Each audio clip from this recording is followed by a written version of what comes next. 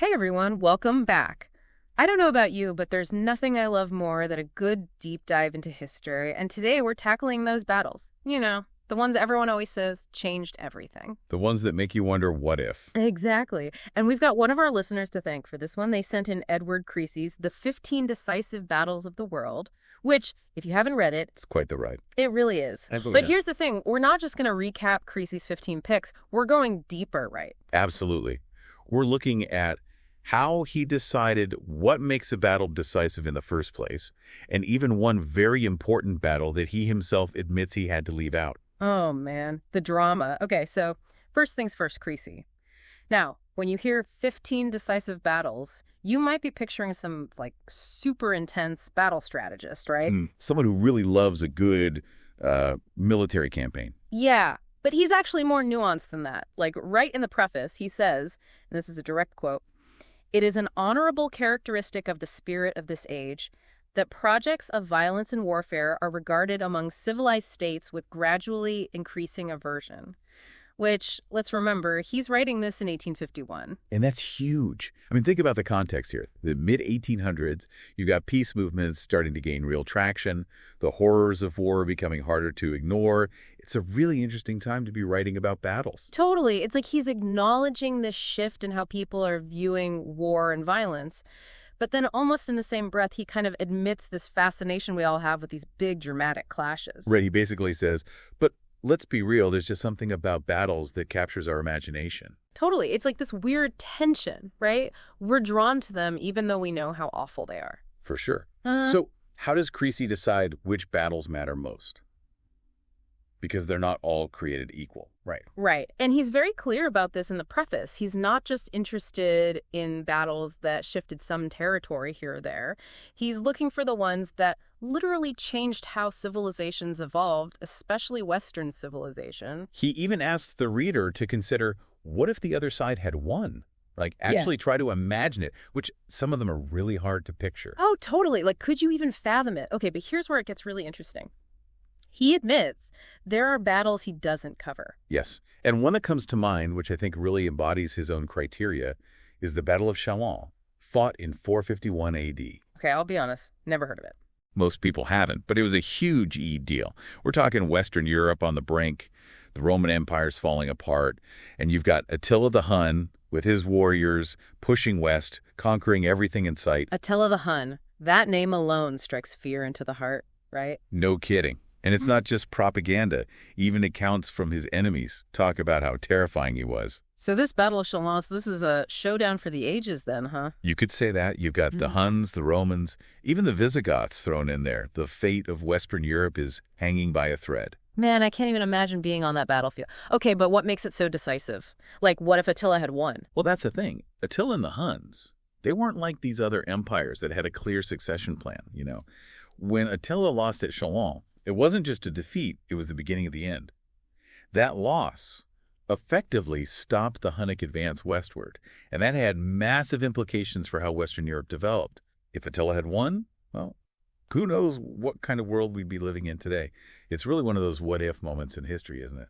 It is, and it makes you wonder, Creasy was so focused on Western civilization, understandably, given when he was writing, but what about a more global view? Are there other battles, other turning points that maybe should be on a list of decisive battles? Such a good point.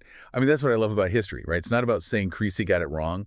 It's more like we can take his framework and then keep adding to it, keep questioning. Right. Building on it, yeah, with new information, new perspective. Exactly. We could appreciate what he was trying to do, but also acknowledge that our understanding of history is always evolving. It's a journey, not a destination. I like that.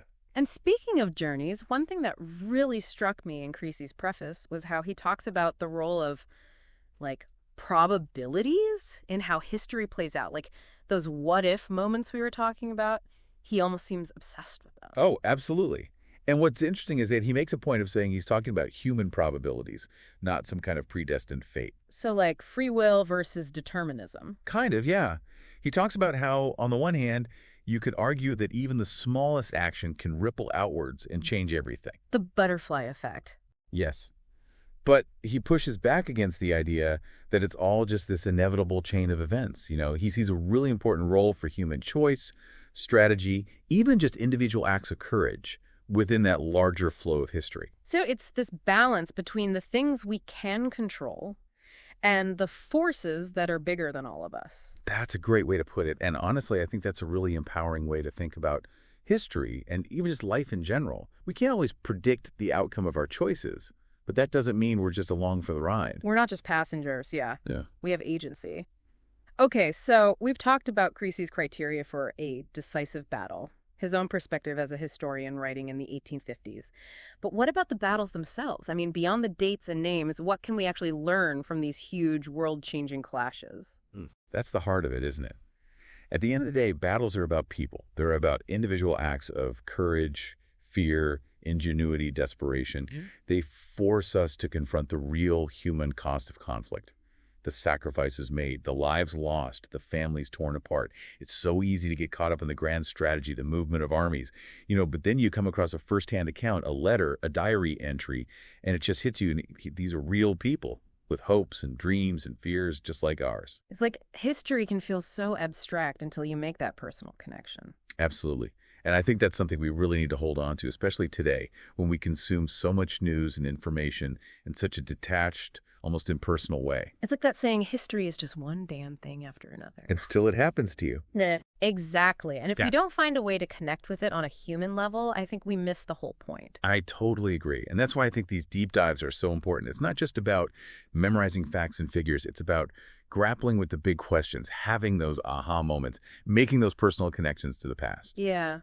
It's about engaging with history as an ongoing conversation, not just a finished story. Yeah.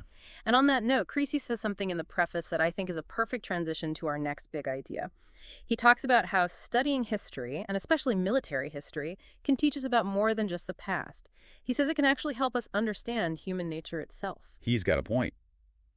He was convinced that by studying history, we can gain real insights into the motivations and actions of people, both individually and in groups. Like, why do some leaders succeed while others fail? Why do some conflicts escalate while others get resolved peacefully? There are patterns there, if we know how to look for them. So it's not just about learning what happened, it's about trying to understand why it happened. Exactly. History is full of cautionary tales, for sure, but it's also full of inspiring examples of courage, resilience, and even just good decision-making under pressure. So we can learn from the mistakes and the triumphs of those who came before us. Precisely, and hopefully chart a better course for the future. I like the sound of that. And welcome back.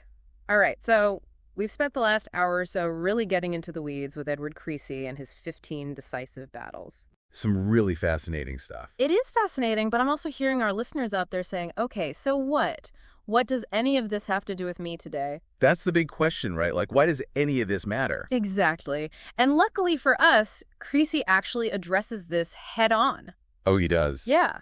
He argues that studying history, and especially these big military turning points, it's not just about memorizing dates and names, it's about understanding human nature itself. It's about recognizing patterns in how leaders make decisions, how societies react to crises, how conflicts escalate and de-escalate. You're saying there are actual practical takeaways from all of this? That's exactly what he's saying. Like, imagine history as a giant database of human behavior, and we can mine that data to make better decisions in the present. Huh. I never thought about it like that. So he's not just some armchair historian. He actually thinks this stuff can make us wiser. That's the gist, yeah. He seems to believe that by understanding those patterns, by learning from the mistakes and successes of the past, we can actually create a more peaceful, more just, more prosperous future. Well, that's certainly a refreshing thought, Yeah. especially coming from a guy who's famous for writing about, some pretty brutal battles. Right. But it speaks to something we were talking about earlier about that tension between our fascination with conflict and our desire to avoid it. And I think Creasy really embodies that. He's clearly horrified by the cost of war, but he's also deeply drawn to trying to understand it. Almost like he's trying to find the lessons in the chaos. Yes. And he's saying, hey, these lessons are here for all of us to learn from. I like that. So it's not just about avoiding the mistakes of the past. It's about using the past to build a better future. Exactly. And he doesn't just mean wars between nations either. He talks about how these principles apply to all kinds of conflicts, big or small. Personal relationships, professional disagreements, even just trying to understand someone who has a totally different point of view. That's actually really helpful. So it's not just about world leaders and generals. It's about how we navigate conflict in our everyday lives. Exactly. It's about strategy, negotiation, empathy, understanding the other side's motivations. Those are some seriously valuable skills. Right. And Creasy's saying, hey, history is a pretty good place to start honing those skills. You might be onto something. Okay, so we've talked about Creasy's criteria for a decisive battle. We've talked about the historical context of his work, the battles he left out. But now I want to throw something out there, something to chew on as we wrap things up. Hit me with it. Creasy, being the man of his time, he very clearly frames his 15 battles as being decisive for Western civilization. But what about a more global perspective? What about the battles and events that shaped other cultures, other parts of the world? Like, if we were to create a list of the 15 most decisive battles, would they be the same as Creasy's? Oh, man. That's a tough one. I mean, where do you even begin? Right. But it's a question worth asking, don't you think? 100%. It's like taking Creasy's initial idea and then really expanding the scope, looking at history through a wider lens. Exactly. Because history is so much bigger than any one culture, any one time period. It's all connected, right? Absolutely. It's an ongoing conversation, a global tapestry. It's everything that's led us to this very moment. And on that note, I think it's time to call it a wrap. But before we go, I want to thank everyone for joining us on this deep dive. It's been a pleasure exploring these ideas with you. Likewise. And to our listeners, thank you, as always, for being the most curious, engaged, history-loving audience out there. Keep those minds sharp, everyone. And until next time, keep exploring.